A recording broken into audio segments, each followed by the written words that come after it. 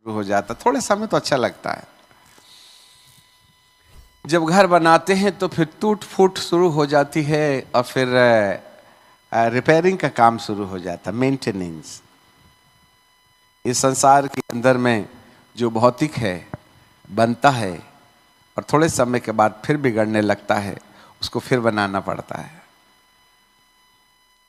इसीलिए प्रभु परमेश्वर हमें जहाँ टूट जाती है बातें, फूट जाती हैं बातें, उनको ठीक करने में अपना समय खर्च करते हैं। इसी उद्देश्य के लिए प्रभु परमेश्वर ने अपने आप को देह चोला लेकर के धरती पर आ गए और उन्होंने हमारे समान हमारी सारी समस्याओं से होकर जाने वाले अंदाज में होकर चलते रहे। और एक समय ऐसा आया कि उन्होंने हमारी सारी बीमारियों को, समस्याओं को अच्छे तरीके से पहचाना और उसको मुक्ति दिलाने के उद्देश्य से उन्होंने अपने ही बलिदान के द्वारा जो कीमत अदा की, जिसके परिणाम स्वरूप हम सब कहीं ना कहीं आज़ादी की अनुभूति करने लगे। आपको मालूम हो इफिसियों की किताब और उसका पहला अध्याय पढ़ेंगे हम। हाँ, इफिसियों की किताब और उसका पहला अध्याय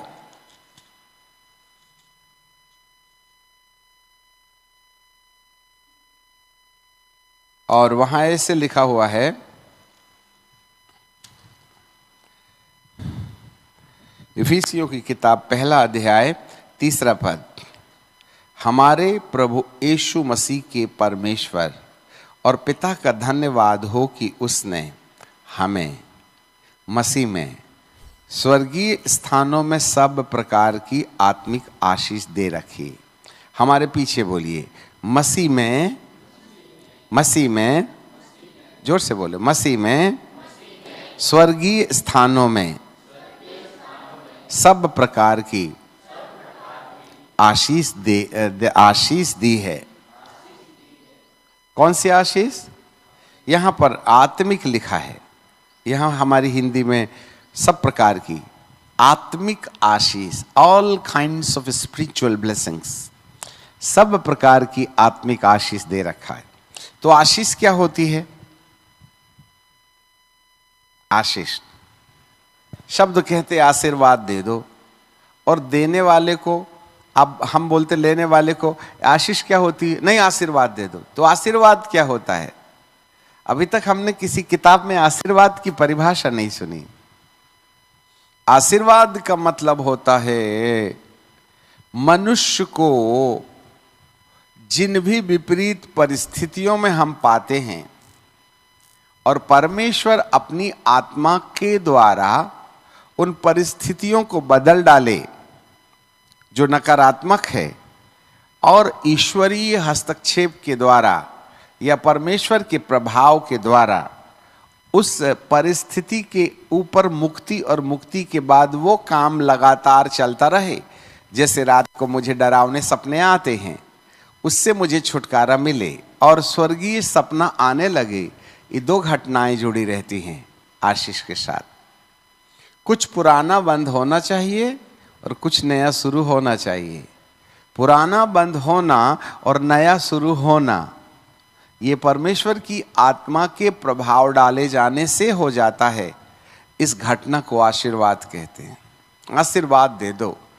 हाँ, तो बड़े लोग बोलते कल्याण आशीर्वाद भव, God bless you. God bless you का मतलब होता है परमेश्वर तुम्हारी विपरीत परिस्थितियों में अपना दर्शन दिखावे और आपके लिए अच्छी परिस्थिति लाए, आपके बीमार शरीर को चंगाई मिले और आपका स्वास्थ्य अच्छा रहे, आपकी गरीबी का प्रभाव चला जाए और आपके घर में समृद्धि आने लगे, आपके घर से झगड़ा झांसा खत्म हो जाए और आप प्रेम की बात बोलने लगो। इस तरीके की बातों का बदलाव आशीर्वाद होता है। अब अननोइंगली, अनजाने में हम कहते आशीर्वाद दे दो। भाई क्या नहीं बोले आशीर्वाद दे दो, तो क्या बात के लिए आशीर्वाद दे दे? आपको मालूम भी तो हो कौन सी समस्या में उलझे हैं हम कौन सी समस्या में उलझे हैं, उसको ध्यान में रखना पड़ेगा। और उस समस्या के ऊपर अधिकार आपको मिले और वो समस्या दोबारा ना आए, वरन उस समस्या को आप पीछे छोड़कर अब बढ़ते हुए क्रम में जाएं, इस वाले काम को आशीर्वाद कहते हैं।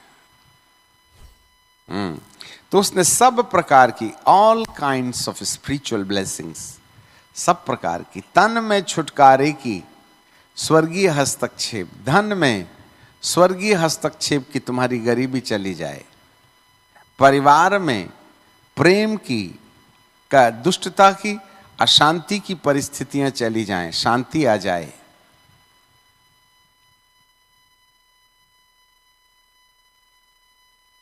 समझ में आ गई बात? इस प्रकार का जो कारोबार होता है वो आशीर्वाद के शब्द में छुपा रहता है। बहुत कोई भी बोल देता आशीर्वाद भावो, बहुत आसानी से बोल देते हैं, परंतु हम समझ नहीं पाते हैं ये आशीर्वाद होता क्या है।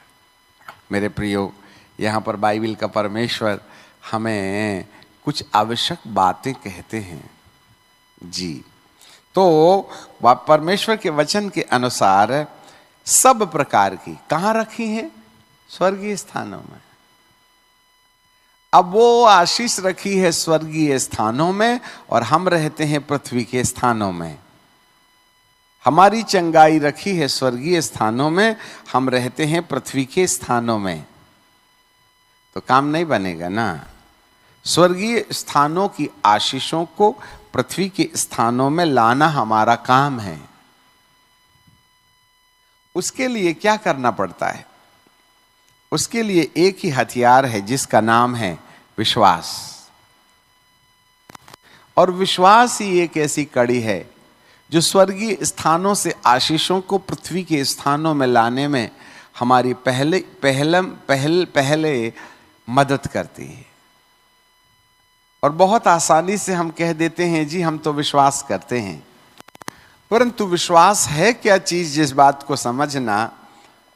और विश्वास करने के लिए बताने वाले बहुत होते हैं, परंतु विश्वास करना कैसे चाहिए ये नहीं आता समझ में हमको। How we can believe in him, जरा ध्यान दो। तो नहीं जी हमको बड़ा विश्वास है जी इसलिए हम आए हैं। अरे आप इसलिए थोड़ी आए हो विश्वास करते हो, आप तो इसलिए आए हो, आपने सुना तो यहाँ चंगाई मिलती इसलिए आ गए आप। आपका आना विश्वास नहीं है। विश्वास एक आत्मिक और भौतिक मिली हुई संपत्ति है। सब लोग ध्यान दें, लापरवाह ना रहें। विश्वास आत्मिक और भौतिक दोनों संसार से मिश्रित एक घटना है जो मनुष्य के जीवन के अंदर घटती है।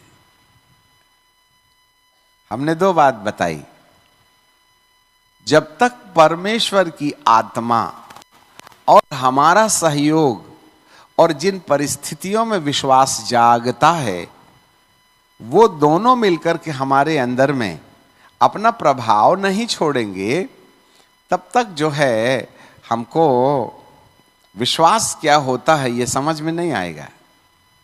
तो विश्वास होता क्या है, तो हमको क्या क्या चीज की जरूरत है विश्वास के लिए? विश्वास के लिए सबसे पहली जरूरत है रोमियो की किताब और उसका